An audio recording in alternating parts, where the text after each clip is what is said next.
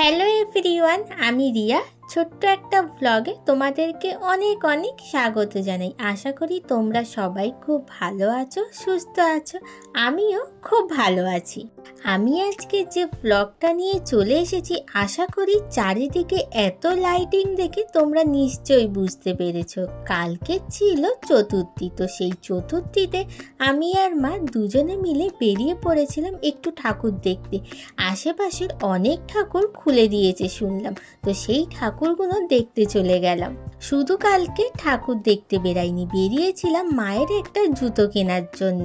তাই ভাবলাম যেহেতু জুতো কিনতে বেরিয়েছি, তাহলে আশেপাশে যে ঠাকুরগুলো খুলে দিয়েছে সেইগুলো দেখে আসি। প্রথমেই যে ঠাকুরটা দেখতে গিয়েছিলাম সেটা হলো সিস্টার নিবেদিতার ঠাকুর। তো এই ঠাকুরটা প্রত্যেক বছর খুব সুন্দর করে, কিন্তু এই রিসেন্ট কয়েক বছর ধরে এই ঠাকুরটা খুব একটা ভালো করছে না। আগে কিন্তু খুব সুন্দর করে প্যান্ডেল তৈরি করতো, আর অনেক সেলিব্রিটিরা এখানে আসতে উদ্বোধন করতো। রিসেন্ট কিছু বছর এখানে কিছু প্রবলেম থাকার জন্য অতটা ভালো করে প্যান্ডেল আর বানায় না।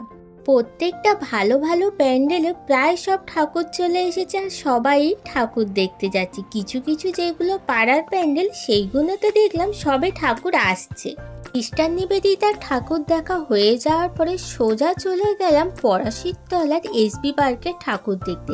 এই ঠাকুরটা আমরা মহালয়ার দিন দেখতে এসেছিলাম। তোমাদের একটা ছোট্ট মিনি ব্লগও দিয়েছিলাম যে এখানে ভিআইপি পাস ছাড়া কাউকেই ঢুকতে দিচ্ছে না, বলেছিল পঞ্চমী দিয়ে ঠাকুরগুলো দেখতে দেবে। কিন্তু সবাই এত বলেছে, তারপরে তৃতীয়া দিয়ে সবাইকে এই ঠাকুরটা দেখতে দিচ্ছে। এসবি পার্কের ঠাকুরের যে থিমটা হয়েছিল, যারা হিস্ট্রি স্টুডেন্ট তাদের তো খুব পছন্দ হবে। যেহেতু আমিও হিস্ট্রি স্টুডেন্ট, তাই জন্য আমার তো খুবই ভালো লেগেছে। এই এসবি পার্কের ঠাকুরের প্যান্ডেলের থিম হলো প্রত্নকথা। তো একটা ঠাকুরের পুজো যেতে না যেতে এরা পরের বছরে কি পুজোর থিম করবে ওরা প্ল্যান করে নেয়।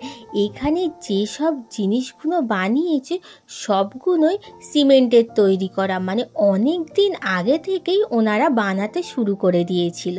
যেহেতু আমার বাড়ির অনেক কাছেই পড়ে এই প্যান্ডেলটা, যখনই রাস্তায় আসি দেখতে পাই এখানে সিমেন্টের তৈরি কোনো জিনিস দিয়ে এখানে অনেক কিছু বানানো হচ্ছে। এছাড়াও লোহার অনেক জিনিসপত্র এখানে লেগেছে। বাইরের যে লোহার জিনিস দিয়ে প্রত্নকথা লেখা আছে ওইগুলো সবই কিন্তু পুরনো সব লোহা দিয়ে বানানো, আর বেশিরভাগই সব জিনিস খুবই সূক্ষ্ম হাতের কাজ করা।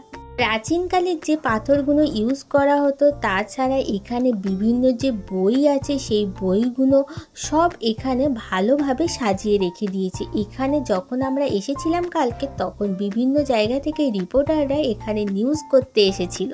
প্যান্ডেলের প্রথমে ঢুকতেই দেওয়ালে যে খোদাই করা একটা গৌতম বুদ্ধ করা ছিল, ওনারা নিজেদের হাত দিয়ে এই সূক্ষ্ম সূক্ষ্ম কাজগুলো অনেক দিন ধরেই কিন্তু করেছে।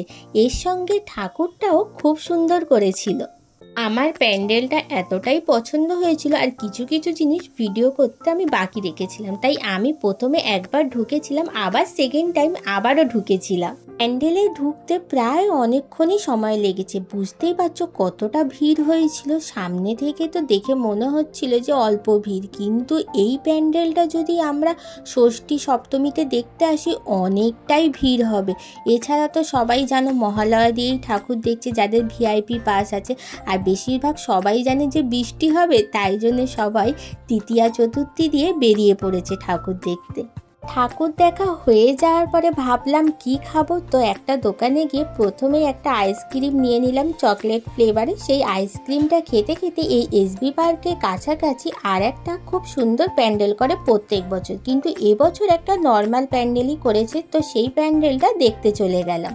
মোটামুটি আমি পাড়ার এই কটাই ঠাকুর দেখেছি। যেহেতু এসবি পার্কের ঠাকুরটা ভালো করে আর খুব লাইন পড়ে বলে আগে থেকেই দেখে রাখলাম। এরপরে দূরে দূরে ঠাকুর দেখতে যাব। ঠাকুর তো দেখা হয়ে গেল, তারপর বলেছিলাম যে একটা জুতো দোকানে যাব, তো মায়ের জন্য জুতো কিনতে। তো জুতো কেনা হয়ে যাওয়ার পরে সোজা চলে আসলাম বাড়িতে। তো আজকের এই চতুর্থীর ব্লগটা তোমাদের কেমন লাগলো সেটা অবশ্যই আমাকে কমেন্ট করে জানিও।